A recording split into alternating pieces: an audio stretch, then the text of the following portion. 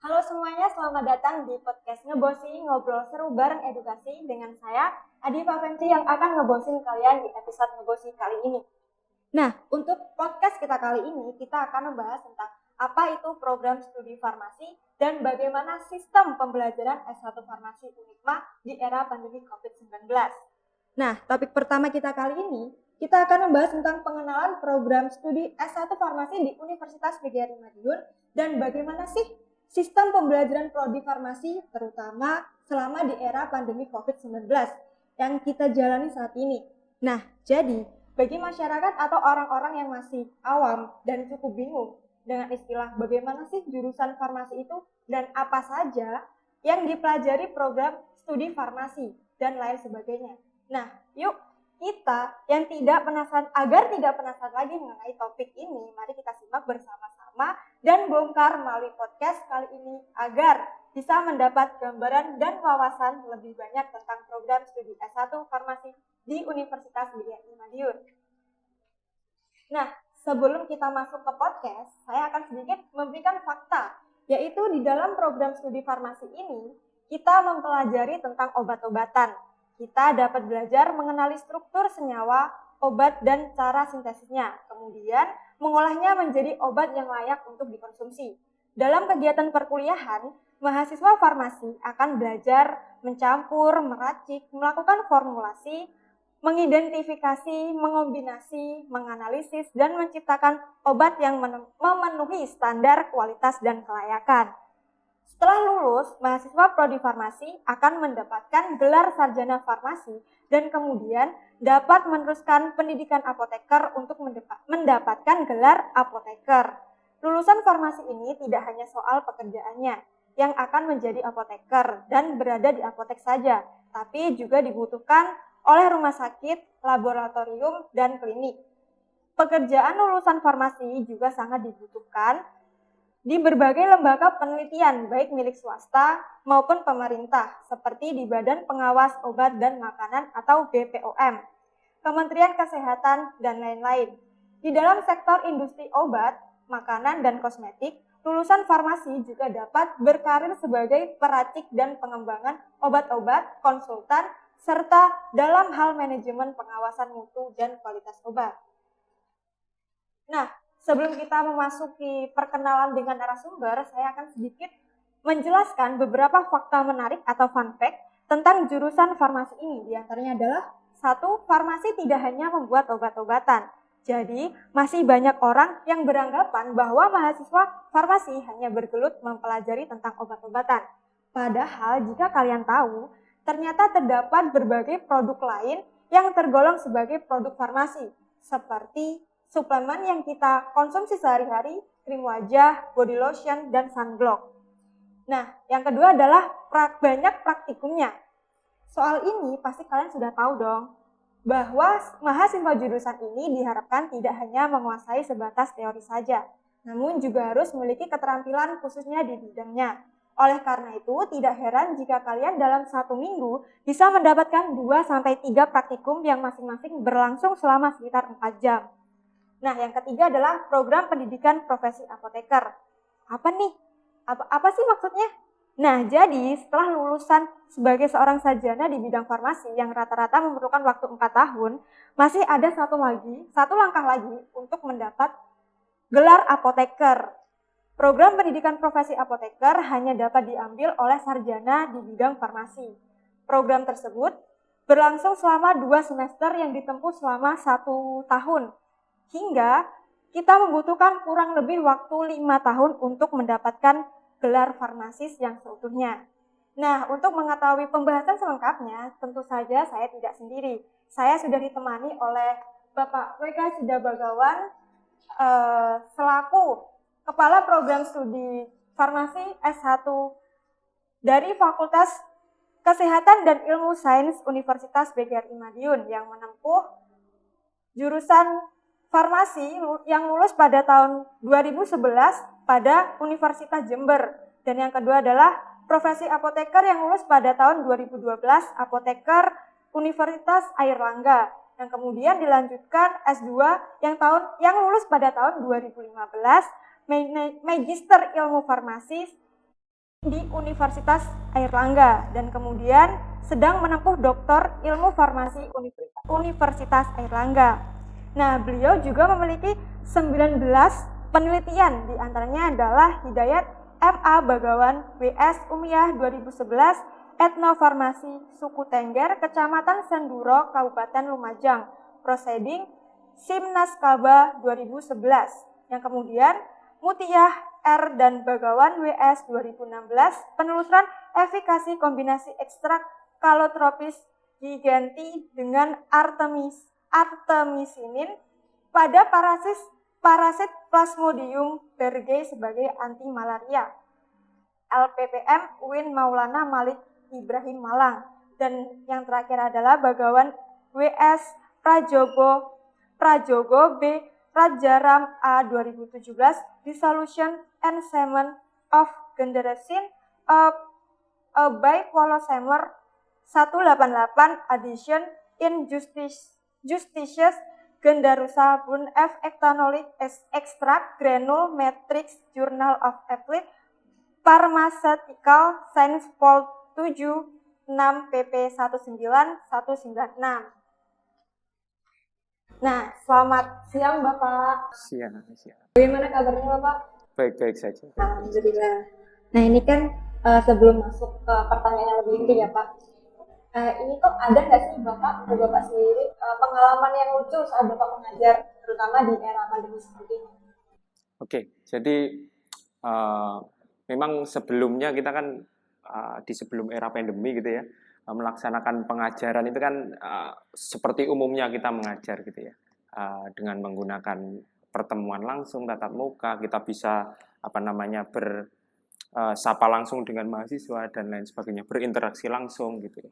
Tapi setelah pandemi ini kan semuanya harus menyesuaikan gitu ya, mulai dari perkuliahan yang harus menggunakan daring, kemudian permasalahan lagi juga misalnya kalau farmasi kan sudah disampaikan di depan tadi, banyak praktikumnya itu kan juga menjadi masalah saat adanya pandemi, kemudian harus dilakukan praktikum. Jadi itu mungkin yang menjadi kesan bagi kita gitu ya, dosen di farmasi khususnya, dan saya kira di Unipma juga seperti itu ya, dosen-dosen keseluruhan juga seperti itu.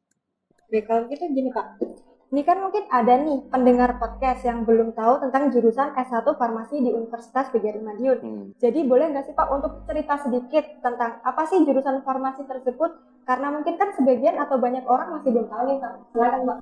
Oke, jadi S1 Farmasi atau Sarjana Farmasi ya di Universitas PGRI Madiun ini awalnya ya, tujuannya ini kan Universitas PGRI Madiun melihat bahwa kebutuhan untuk tenaga kesehatan, terutama apoteker ya, yang menyediakan obat-obatan bagi masyarakat itu sangat kurang gitu ya, sehingga perlu untuk adanya lulusan yang baru ya, khususnya dari Unipma, agar supaya kebutuhan obat di masyarakat itu tercukupi. Nah, maka dari itu Unipma membentuk Prodi S1 Farmasi pada tahun 2017 gitu ya, untuk membantu mengatasi hal tersebut. Jadi bukan hanya untuk membantu tentang obat-obatan itu sendiri, tetapi juga membantu tentang kebutuhan apoteker yang kurang di wilayah Karisidenan Madiun ya khususnya, dan juga memberikan entrepreneur baru gitu, yang bergerak di bidang farmasi atau pengobatan. Bukan hanya di apotek, tetapi juga mungkin nanti sebagai entrepreneur misalnya mendirikan obat kosmetika atau obat-obatan dalam skala yang besar gitu ya. Itu kan menjadi kenyataan gitu. Jadi titik beratnya pada entrepreneurship sesuai dengan visi dan misi universitas gitu ya. Kita menurunkan di program studi farmasi. Lalu menurut Bapak keunggulan program S1 Farmasi di Unipma itu apa saja sih Pak? Oke, tadi di awal juga sudah disampaikan bahwa farmasi Unipma ini kan membreakdown dari visi misi dari universitas ya, bahwa lulusan itu harus punya karakter sebagai entrepreneur gitu. Farmasi pun juga seperti itu. Kita ingin membentuk lulusan S1 Farmasi Unipma menjadi seorang yang punya karakter entrepreneur. Jadi farmasi itu seperti yang disampaikan di awal tadi ya. Pekerjaan farmasi itu sangat luas, mulai dari produksi gitu ya. Produksi itu membuat obat, kerjanya biasanya di pabrik-pabrik gitu ya, pabrik-pabrik obat. Kemudian distribusi itu pekerjaannya misalnya PBF ya, pedagang besar farmasi. Jadi dari pabrik obat dibuat obat jadi ini ya, kemudian diserahkan di PBF atau distributor, kemudian didistribusikan ke pelayanan-pelayanan kefarmasian, misalnya apotek, rumah sakit, kemudian puskesmas dan lain sebagainya. Kemudian pekerjaan kefarmasian yang ketiga ada di pelayanan, ada apotek, rumah sakit, puskesmas, dan pelayanan yang lain. Kemudian ada juga pekerjaan kefarmasian itu pengawasan, misalnya tadi di BPOM, Badan Pengawas Obat dan Makanan, itu juga termasuk ke dalam ranah pekerjaan kefarmasian. Jadi sangat luas sekali. Lulusan S1 farmasi gitu, atau apoteker nantinya itu jarang sekali yang nganggur gitu ya, malah dibutuhkan oleh industri-industri farmasi, pelayanan kefarmasian dan lain sebagainya. Kalau bisa sih ya harus, karena sesuai dengan visi dan misi Farmasi Unipma ya harus punya jiwa entrepreneurship, membuka usaha sendiri. Oh iya, baik. Lalu di program studi farmasi di Unipma ini kan sudah pada tahun 2017 ya, Ya, sudah dijelaskan. Lalu bagaimana tentang kualifikasi dosen-dosen pengajarnya Pak? Mengingatkan banyak orang yang belum tahu nih ada jurusan ini di Unipma. Bagaimana Pak? Oke. Jadi tadi berdasarkan dari tetap ya visi dan misi kita kan membentuk mahasiswa atau lulusan dari Farmasi Unipma menjadi lulusan yang berjiwa atau berkarakter entrepreneur gitu. Begitupun dengan staf pengajarnya. Ya, tentu staf pengajar punya kriteria minimal gitu ya, sesuai dengan bidangnya. Misalnya saya di farmasi itu kan dibagi menjadi beberapa minat gitu ya. Saya ini minatnya ke farmasi bahan alam misalnya, jadi berhubungan dengan obat tradisional gitu. Ada juga dosen yang punya kualifikasi di farmasi klinis, misalnya di rumah sakit gitu ya. Kemudian ada juga yang background dosennya farmasi komunitas. Komunitas itu hubungannya dengan pelayanan, misalnya apotek gitu ya. Itu termasuk farmasi komunitas. Ada juga yang kimia farmasi, dosen kimia farmasi. Ada juga yang di teknologi farmasi gitu ya. Jadi banyak sekali bidang atau kualifikasi yang diperlukan oleh dosen-dosen di Farmasi Unipma. Itu minimal. Tetapi juga yang poin plusnya yaitu kualifikasi dosennya. Sebagian besar dosen-dosen di Farmasi Unipma itu punya, selain dia mengajar juga punya usaha ya. Usaha di bidang farmasi. Misalnya kalau saya punya apotek gitu ya, selain mengajar saya juga punya apotek. Jadi mahasiswa itu kalau ingin belajar ya bukan hanya masalah materi yang saya kuasai terkait dengan biologi farmasi misalnya kalau bidang saya, tetapi juga bisa bertanya terkait dengan bagaimana cara membangun bisnis apotek yang baik, misalnya seperti itu. Walaupun tidak di perkuliahan, tetapi kalau diskusi di luar jam perkuliahan pun juga tidak masalah gitu. Ada juga dosen, salah satu dosen kita yang konsentrasinya di kosmetik gitu ya. Jadi mahasiswa juga bisa berkonsultasi baik itu secara langsung di perkuliahan ataupun di luar jam kuliah gitu ya. Jadi tidak hanya sekedar materi tapi juga pengalaman kita juga punya gitu. Baik. Lalu menurut fakta menarik yang sempat saya sampaikan tadi nih, mungkin boleh nih Pak cerita sedikit praktikum apa saja yang ada di program studi ini, atau mungkin praktikumnya itu bagaimana? Oke. Baik, jadi banyak sekali ya praktikum yang ada di farmasi. Tadi juga sudah saya jelaskan bahwa farmasi itu dibedakan atau dibagi menjadi beberapa bagian gitu ya. Ada biologi farmasi, kimia farmasi, teknologi farmasi, farmasi klinis, dan komunitas gitu. Dan semuanya itu pasti ada praktikumnya di beberapa bidang itu.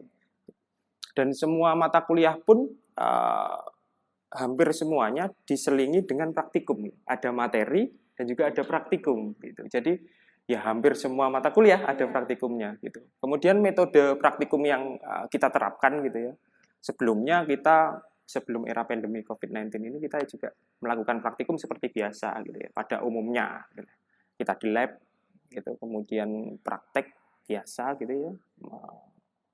Sesuai dengan praktikum pada umumnya. Tetapi kalau setelah pandemi ini berbeda gitu.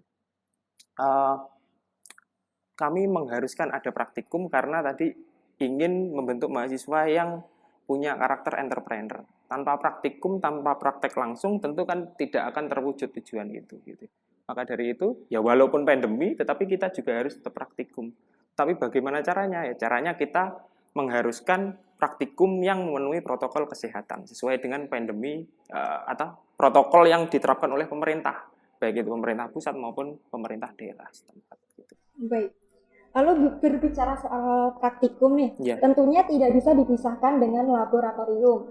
Di program studi ini sendiri, tempat praktikumnya ada di mana saja, Pak? Dan mungkin ada beberapa ruangan untuk praktikumnya. Oke. Baik. Untuk prodi farmasi ya, alhamdulillah Universitas PGRI Madiun menyediakan tempat yang berbeda, gitu ya. Maksudnya untuk teori ada sendiri, kita punya gedung sendiri, kemudian praktikum kita juga sudah disediakan gedung sendiri, yaitu lab terpadu Unipma gitu ya, punya gedung sendiri. Dan alhamdulillah farmasi juga mendapatkan jatah gedung di lab terpadu Unipma ini dengan sangat banyak gitu. Satu lantai ini dimiliki oleh farmasi semua gitu. Satu lantai 3 ya. Belum lagi nanti di lantai 4 juga bisa minjem ke lab kimia ya, bisa meminjam. Jadi di lab lantai 3 ini, di laboratorium terpadu Unipma ini ada 5 laboratorium. 5 laboratorium dibedakan berdasarkan tadi bidang ilmu yang ada di farmasi. Ada yang kita tempati kali ini ada di laboratorium biologi farmasi. Kemudian ada juga laboratorium teknologi farmasi, ada kimia farmasi, ada klinis komunitas. Ada klinis dan komunitas sendiri. Ada 5 laboratorium yang kita punya. Gitu. Baik. Lalu saat ini pandemi kan masih terus mewabah nih Pak, sampai saat batas waktu yang belum ditentukan. Sehingga kegiatan pembelajaran dilakukan secara daring. Nah, dari Bapak sendiri nih, bagaimana sistem pembelajaran program studi S1 Farmasi di tengah kondisi saat ini? Baik. Terlepas dari praktikum ini ya, kalau praktikum kita masih tatap muka ya, walaupun dengan adjustment yang begitu signifikan gitu ya. Misalnya kita bagi per shift gitu ya, maksimal 10 orang misalnya dan lain sebagainya. Tapi kita juga harus mengadakan perkuliahan materi. Kalau materi karena urgensitasnya kurang begitu tinggi dibandingkan dengan praktikum, maka untuk kuliah tetap dilakukan dengan menggunakan daring. Metode perkuliahan daring di Unipma sendiri alhamdulillah juga sudah difasilitasi ya dengan menggunakan e-learning Unipma atau disebut dengan ELMA gitu ya. Jadi mungkin yang membedakan antara dengan perkuliahan dulu ya dibandingkan dengan menggunakan ELMA mungkin hanya pada teknisnya saja gitu ya. Banyak dosen yang belum terbiasa menggunakan ELMA. Ngapunten terutama yang sepuh-sepuh gitu ya, maksudnya ya tidak mendiskreditkan, tapi ya kebanyakan yang sepuh-sepuh itu kesulitan dalam beradaptasi untuk penggunaan e-learning Unipma ini, ELMA ini. Tetapi sekarang sudah berjalan hampir 1 tahun lebih ya, 1 tahun lebih, dan alhamdulillah itu sudah tereduksi atau berkurang lah kendala-kendala teknis itu. Jadi ya tidak masalah sih saya rasa. Lalu, apakah sejauh ini kegiatan pembelajaran tersebut itu cukup efektif dalam meningkatkan pemahaman mahasiswa? Atau mungkin ada kendala apa saja nih yang Bapak alami selama menggunakan sistem pembelajaran tersebut? Oke. Kalau dari pembelajaran ELMA ini ya, sangat membantu sekali yang pertama, karena sudah disediakan platform yang mampu untuk memfasilitasi pembelajaran secara daring gitu ya, daring jarak jauh. Permasalahan yang dihadapi ya mungkin tadi kendala-kendala teknis sedikit gitu ya, kalau dari dosennya itu, tapi kalau dari mahasiswanya mungkin ya masalah klasik gitu ya, pulsa misalnya, atau komputer atau telepon yang kurang memadai seperti itu. Jadi mungkin kendala-kendala teknis itu aja lah, kecil saya rasa ya, kendala-kendala kecil, tapi ya sampai sekarang berjalannya waktu ya sudah teratasi. Lalu begini Pak, bagaimana rencana Bapak ke depannya untuk memaksimalkan atau mungkin membenahi sistem pembelajaran S1 Farmasi di Unipma terutama di saat era pandemi COVID seperti ini? Baik, saya rasa sistem perkuliahan yang kita terapkan ini sudah bagus ya. menggabungkan antara blended education antara pertemuan langsung praktikum yang mematuhi protokol kesehatan ketat gitu ya, dan juga daring menggunakan tadi e-learning Unipma. Itu saya rasa perpaduan yang sudah maksimal atau bagus, dan anak-anak juga dengan outputnya saya kira sudah memenuhi kriteria yang kita inginkan gitu ya. Tinggal bagaimana menyempurnakan yang tadi kendala-kendala teknis yang ditimbulkan, dan praktikum-praktikum yang mungkin butuh penyesuaian secara teknis lah gitu. Alhamdulillah kita sudah sampai di ujung acara. Ini saya akan sedikit menjelaskan kesimpulan mengenai hasil diskusi kita tadi. Yaitu sebelum pandemi kita dapat tatap muka, ketika ada pandemi ini adanya praktikum. Lalu yang kedua adalah, jadi jurusan farmasi di Unipma ini bertujuan mempelajari obat-obatan dan meracik, dan yang berdiri pada tahun 2017. Ini bukan tentang obat-obatan saja yang ada di apotik, bisa membantu khususnya di Karesidenan Madiun. Betul ya Pak? Lalu yang ketiga adalah jurusan farmasi di Unipma ini harus menjadi entrepreneur. Juga bisa di bidang pelayanan lulusan farmasi. Dan yang keempat adalah berdasarkan visi misi dosen, semua bidang tidak hanya sekedar materi, tapi banyak praktikumnya juga. Dan hampir sebelum pandemi ini kita masih bisa praktikum, tapi dengan cara dibatasi personilnya. Kemudian metode daring ini juga sudah maju, terutama menggunakan e-learning Unipma atau ELMA tadi. Ini sudah sangat membantu, mungkin adanya kendala teknisi yang sangat kecil. Untuk Mbak Weka sendiri nih, apakah ada pesan dan kesan yang ingin disampaikan pada pendengar podcast kita kali ini?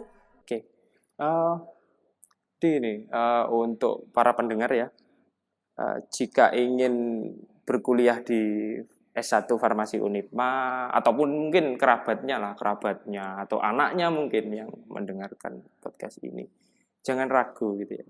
Jangan ragu untuk menyekolahkan atau mengkuliahkan anaknya kah, kerabatnya kah, atau bahkan siswanya sendiri gitu ya. Jangan ragu kuliah di Unipma, karena sistem kita sudah sangat bagus gitu ya, dan juga universitas kita sudah juga sangat berkembang ya akhir-akhir ini ya. Kita juga masuk ke dalam salah satu universitas terbaik di Jawa Timur dari ranking Webomatrik ya, Webomatrik itu. Farmasi pun juga seperti itu, sekarang juga sedang berkembang. Kita juga sudah punya sistem ya, ada e-learning, kemudian dikombinasikan dengan pertemuan langsung praktikumnya gitu, walaupun dibatasi dengan protokol kesehatan. Tapi juga kita punya keunggulan lain, yaitu entrepreneurship. Jadi setelah lulus dari Unipma, diharapkan mahasiswa itu mampu punya karakter entrepreneurship yang tinggi, terutama di bidang kefarmasian tentunya ya. Mungkin dia bisa membuat apotek sendiri ya, atau produk obat atau produk kosmetik sendiri, bahkan mungkin pabrik sendiri gitu ya. Kami harapkan seperti itu. Dan juga hal itu tidak hanya sekedar jargon gitu ya, bukan hanya sekedar visi dan misi, tapi juga didukung oleh kurikulum yang memfasilitasinya, dan juga SDM yang dosen-dosen yang juga berpraktek gitu ya. Tidak hanya menguasai materi tetapi juga berpraktek. Seperti itu.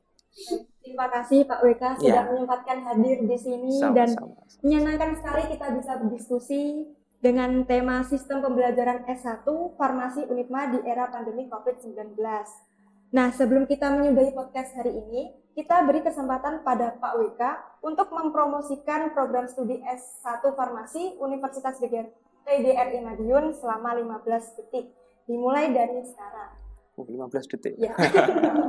Oke. Ya seperti yang kita sudah bicarakan tadi ya. Farmasi Unipma, S1 Farmasi Unipma ini sudah sangat berkembang gitu ya.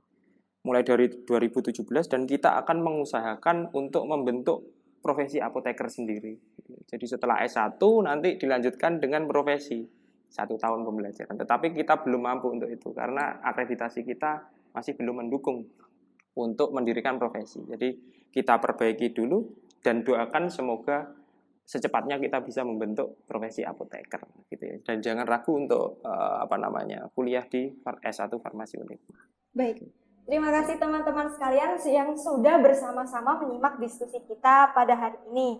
Saya bos kalian hari ini, Adi, mohon undur diri dan sampai jumpa di episode Kebosi lagi di lain waktu. Dadah!